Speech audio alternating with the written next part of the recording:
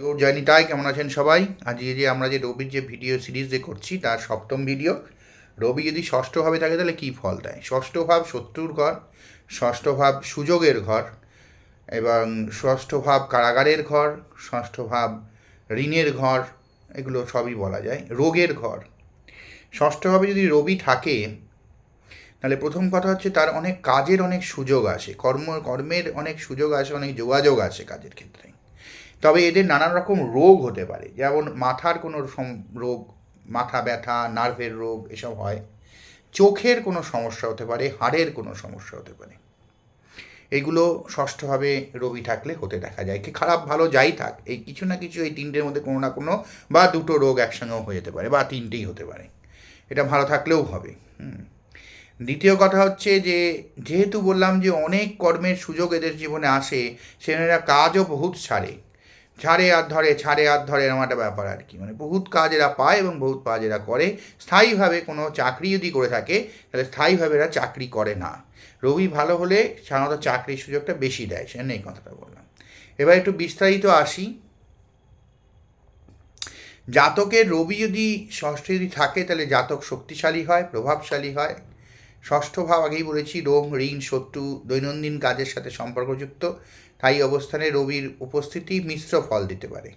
শত্রু দমন, রবি যদি ভালো হয় তাহলে শত্রু অবশ্যই দমন করতে পারবে, কিন্তু রবি যদি খারাপ হয় তাহলে কিন্তু শত্রুরা চেপে বসবে এবং কালিমালিপ্ত করবে। মানে রবি তো হচ্ছে আপনার নিজস্ব অরা, নিজস্ব একটা তেজ, নিজের একটা পরিচিতি, নিজের একটা মুখ সমাজে, সেইটাকে কালিমালিপ্ত করবে তারা।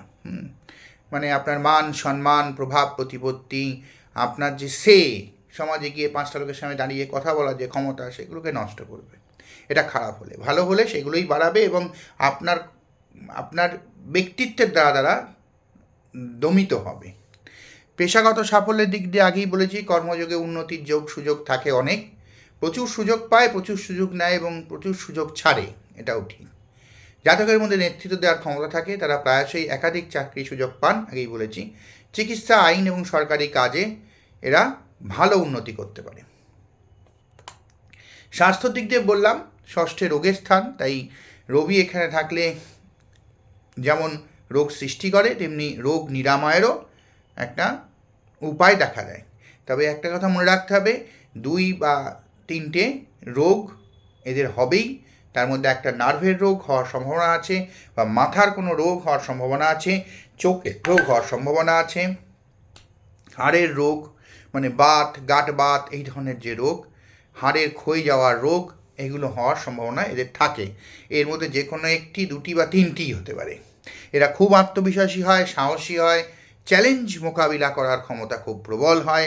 হ্যাঁ, একদম ডুবে যাওয়া অবস্থা থেকেও এরা মাথা তুলে দাঁড়াতে পারে, মাথা তুলে দাঁড়িয়ে আবার সেই অবস্থা রিকভার করতে পারে। এবং এদের জীবনে এরম সময় কিন্তু, এরম পরিস্থিতি কিন্তু আসে যখন সবাই ভাবে এরা একদম ডুবে গিয়েছে, আর কোনোভাবেই আর রিকভার করতে পারবে না।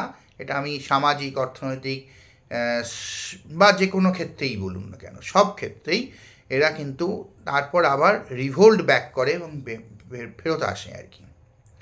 স্বাস্থ্যের সমস্যা তো আগেই বললাম। ঋণের ক্ষেত্রে ঋণ এরা পায় খুব সহজে, কিন্তু ঋণ পরিশোধ করার সময় খুব কঠোর পরিশ্রমের মাধ্যমে পরিশোধ করতে হয়। যতটা সহজে এরা ঋণ পাবে ততটা সহজ কিন্তু এদের হবে না ঋণ পরিশোধ করা। পারিবারিক সম্পর্কের ক্ষেত্রে মামার বাড়ির লোকেদের সাথে সম্পর্ক খুব একটা ভালো হয় না। জন্মস্থান থেকে দূরে থাকার সম্ভাবনা এদের মধ্যে দেখা যায়।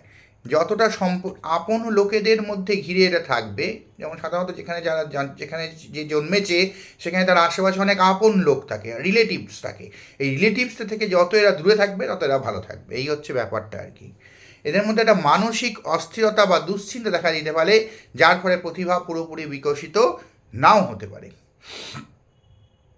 মঙ্গল যদি প্রবল হয় এদের ভাগ্যে, এদের কুষ্ঠিতে, জন্মছকে মঙ্গল যদি বলশালী হয় তাহলে রবির এই প্রভাব, ভালো প্রভাব, সুপ্রভাব যেগুলো আমি বললাম সেগুলো বাড়বে। এবং মনের এই যে মঙ্গল এবং চন্দ্র যদি ভালো থাকে, মনের এই অস্থিরতা, চঞ্চলতা, একটা কিছু না পাওয়ার, একটা কিছু যেন এখনও করতে পারিনি, এটা সবসময় এদের মধ্যে থাকবে।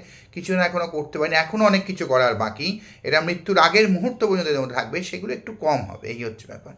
যাক, ভালো থাকবেন সবাই। জয় নিতাই, জয়।